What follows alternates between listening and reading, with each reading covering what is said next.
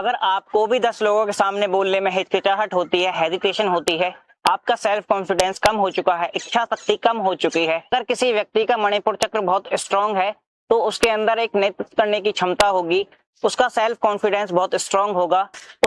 नमस्कारम, मैं योगी अनुज चौधरी आप सभी का स्वागत करता हूं आपके अपने YouTube चैनल योग धर्मा पर।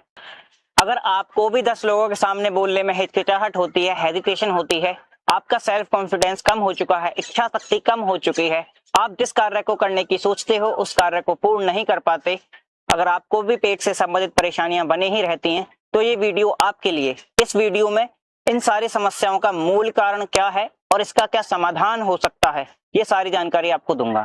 हमारे शरीर में 7 चक्र होते हैं, जिसमें मूलाधार, स्वाधिष्ठान, मणिपुर, अनाहत, विशुद्धि, आज्ञा, सहस्त्रार।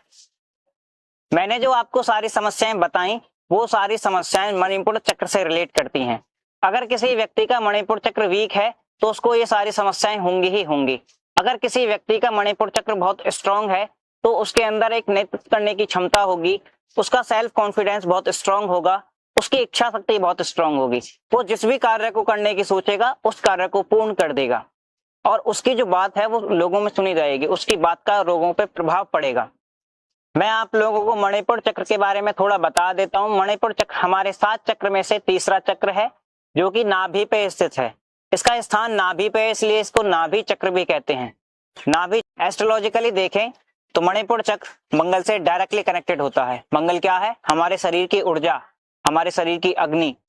अगर किसी व्यक्ति की कुंडली में मंगल नीच का हो या मंगल से रिलेटेड कोई दोष हो तो उसका मणिपुर चक्र वीक ही रहता है, उसका सेल्फ कॉन्फिडेंस डाउन ही रहता है, उसके अंदर इच्छा शक्ति की कमी रहती है और वो व्यक्ति निर्भीकता के साथ बिना डरे किसी कार्य को पूर्ण नहीं कर सकता। जिन लोगों का मणिपुर चक्र स्ट्रांग होता है वो लोग अपनी लाइफ में रिस्क लेके आगे बढ़ते हैं, उनकी संकल्प शक्ति बहुत स्ट्रांग होती है, उनके अंदर किसी भी काम को पूर्ण करने की क्षमता होती है। इस चक्र को स्ट्रांग करने के लिए, इस चक्र की ऊर्जा बढ़ाने के लिए योग में एक विधि बताई गई है। योग में एक प्राणायाम बताया गया है जिसको हम कपालभाति प्राणायाम कहते हैं। कपालभाति का निरंतर अभ्यास करने से इस चक्र की ऊर्जा बढ़ती है। तो कपालभाति को किस तरीके से करते हैं, उसकी क्या विधि है, वो मैं आपको बताने जा रहा हूं। कपालभाति प्राणायाम को करने के लिए किसी भी ध्यानात्मक आसन में बैठ जाएंगे। जैसे कि मैं सिद्धासन में बैठा हुआ हूं, अपने दोनों हाथ घुटनों पे रखेंगे। अब एक लंबा गहरा श्वास लेंगे। अब आपको श्वास लेना नहीं है, श्वास छोड़ना है। श्वास छोड़ते हुए आपका पेट अपने आप ही अंदर की ओर जाएगा।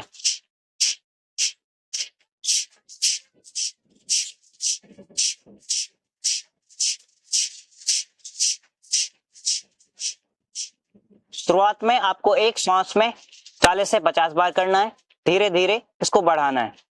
और मणिपुर चक्र को बैलेंस करने के लिए, उसकी ऊर्जा को बढ़ाने के लिए मणिपुर चक्र के बीज मंत्र के साथ कपालभाति को करिए, आपको चमत्कारिक रूप से फायदा होगा।